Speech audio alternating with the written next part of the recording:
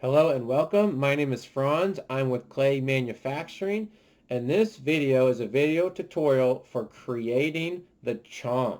The Chonk is a coaster. So it's not a totally random widget, just a kind of random widget, but you can use it at the end of the day. So it's got feet. So you're going to learn some basics of creating some really shallow pockets using an offset tool to create some offsets, print reading. What else I got here? A little bit about components.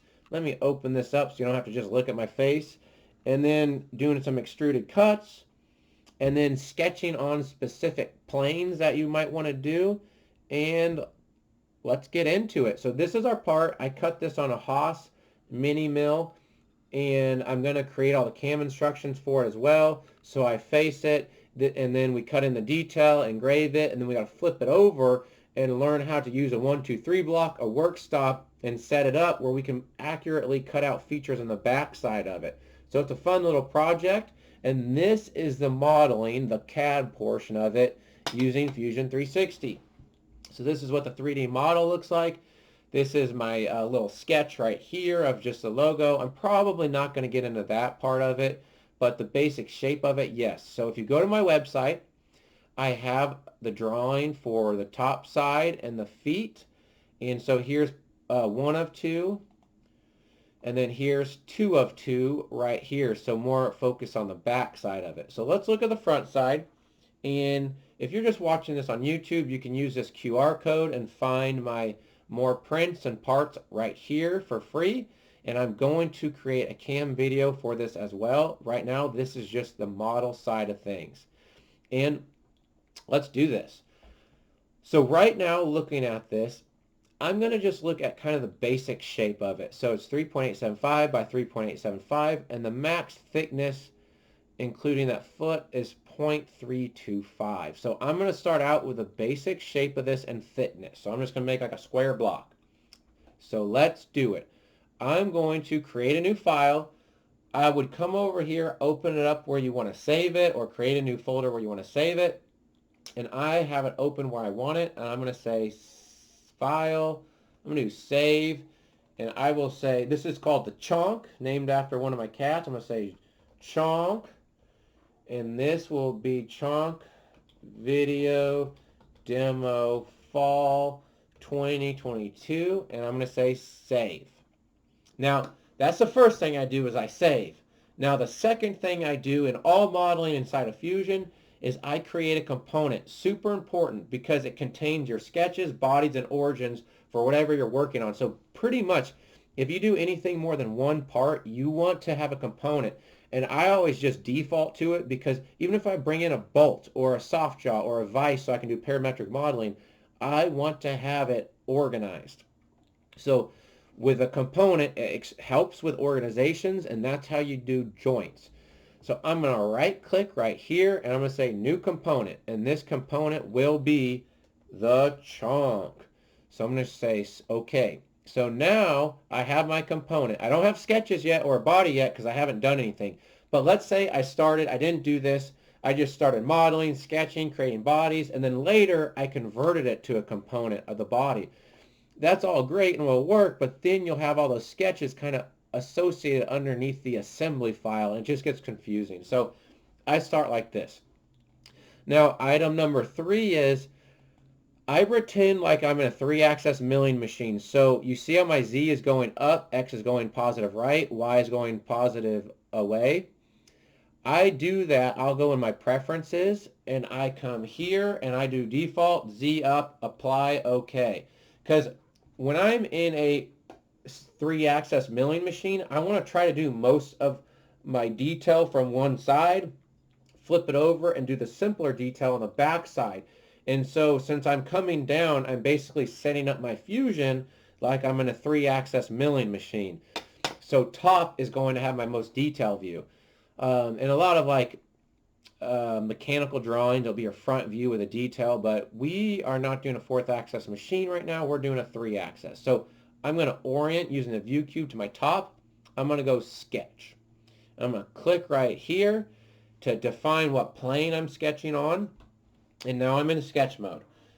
So I am going to go create rectangle, and I'm going to do center rectangle. I want to model about the origin. So I'm going to go click, and according to my print, it's 3.875 by 3.875. So where it's highlighted blue, I'm just going to go 3.875, and I'm not going to hit enter. I'm going to hit tab on my keyboard. So I'm going to go tab, and now I'll hit 3.875.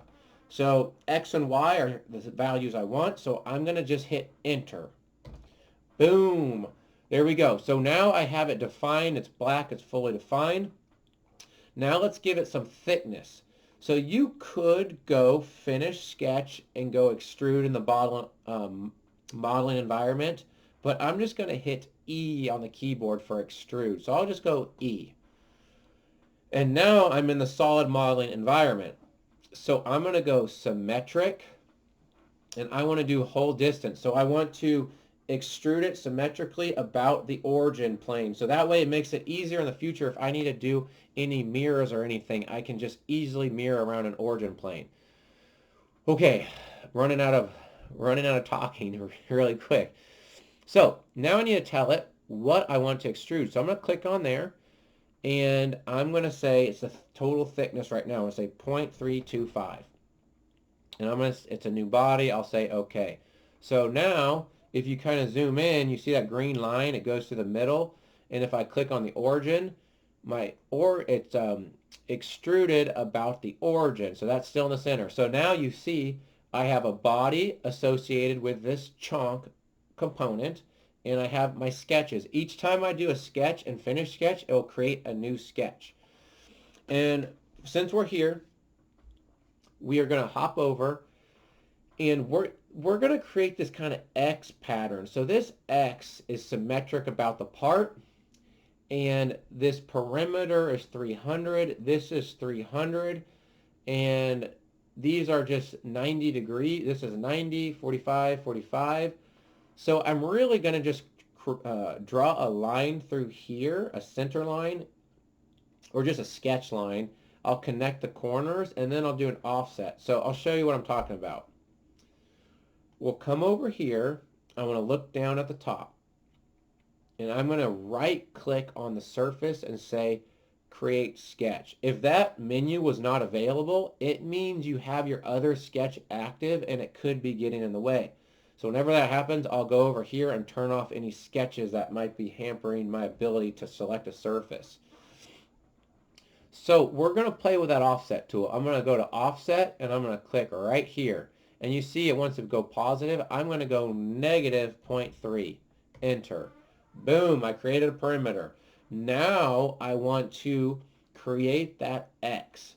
So I'm going to either come up here and click on line, or on my keyboard I can hit L for line.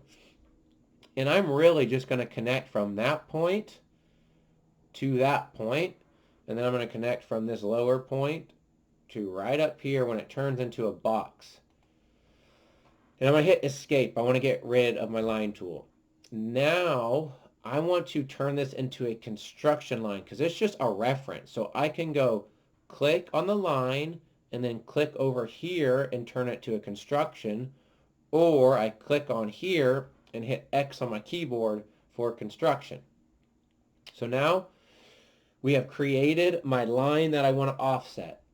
And according to my print, the total value is 300. So I'm going to come over here. I'm going to do offset. I'm going to go click, and I'm going to go, oh, I can't do 2, can I? No, I can't. And you see it's positive, so I'm going to say positive half of 300 is 150, so I'll say 0.15, enter.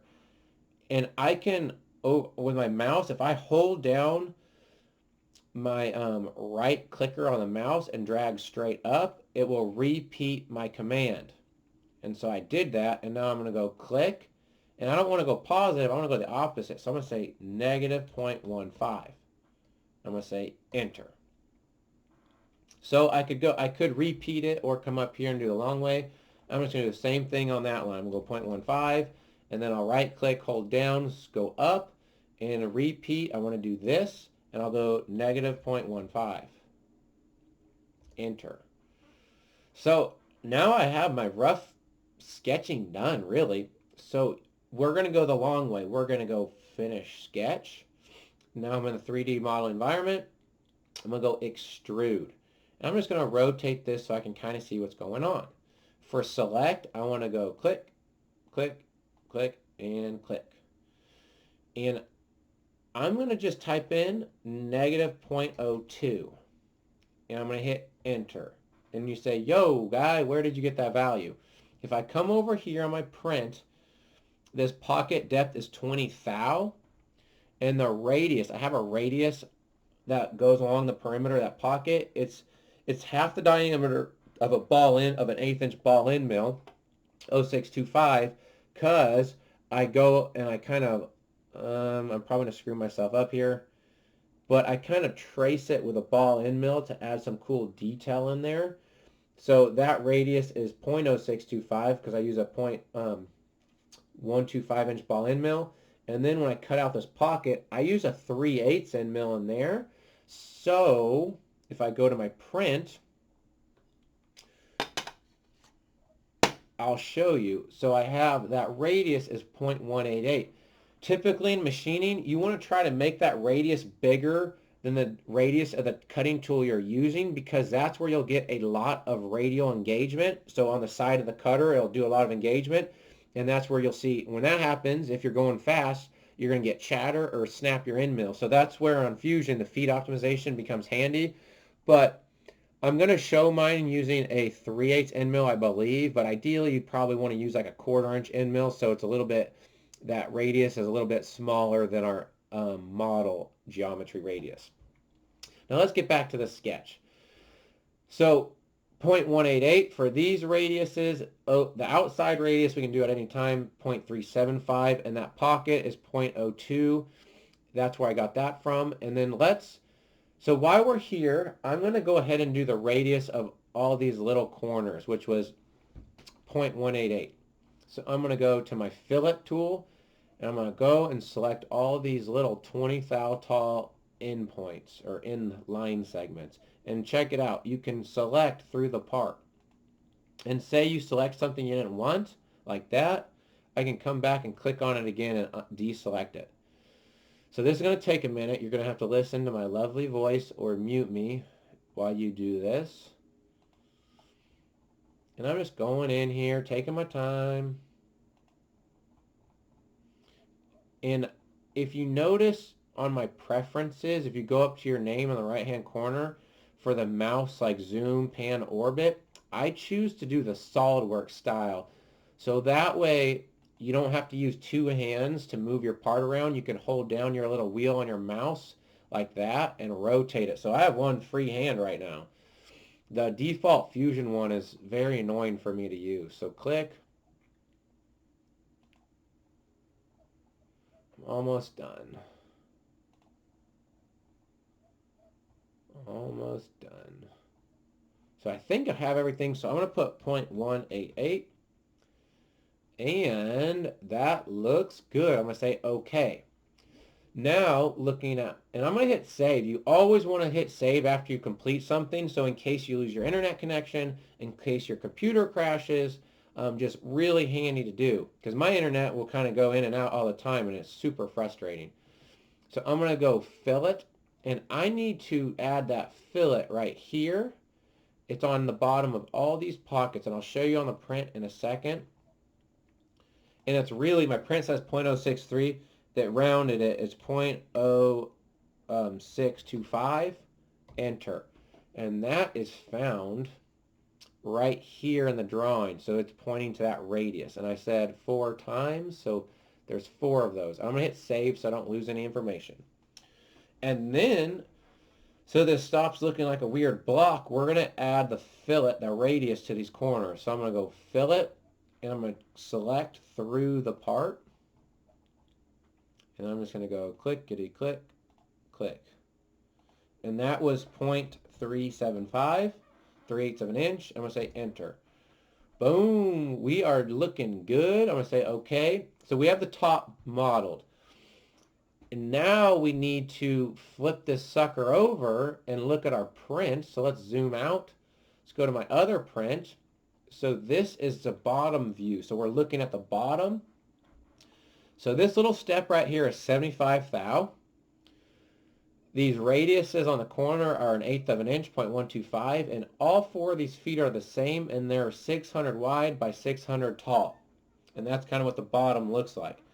And if I look at this print as well, my total thickness is 0.325, so you're not adding 75 thou. We're going to cut into the part, because this is where we're left off with. We have this kind of weird block, and we are trying to machine our little feetsies in here.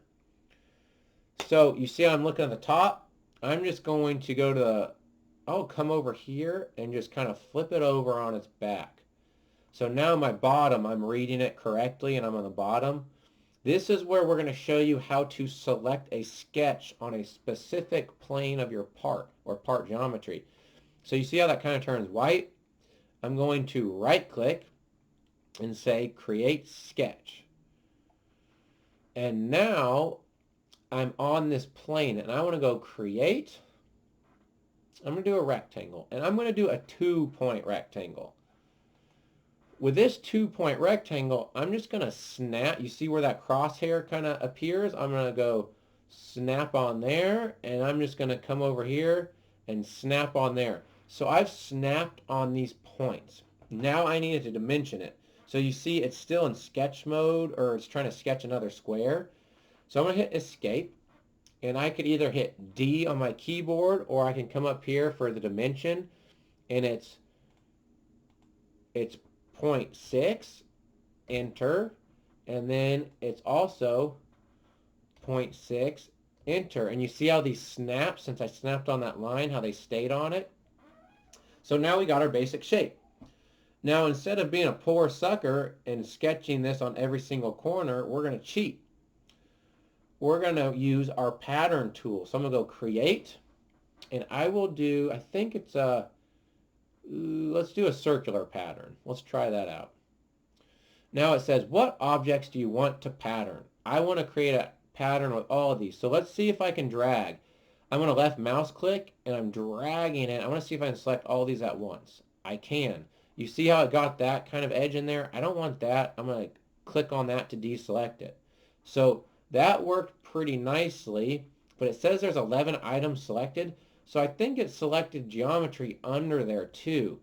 So I don't really like that. I don't want more points than I need, so I'm going to clear it out, and I'm just going to go click, and I'm going to go click, click, and click. So now I have 4 objects selected. The other one could have worked, but I don't like creating overlapping sketch lines because they're really hard to distinguish. And if you do like a DXF with a water jet or plasma, then you'll get these weird points that you can't see, but you might get recutting on the same line. So it can be super annoying. Okay. So now I want to tell it a center point for it to rotate around. So I clicked on here, and I'm just going to click on my origin. And then, okay, there's 3 feet. I want 4. So for this quantity, I'll just click it up 1. And I got 4 feet. And I'm going to say, okay. And that is looking killer.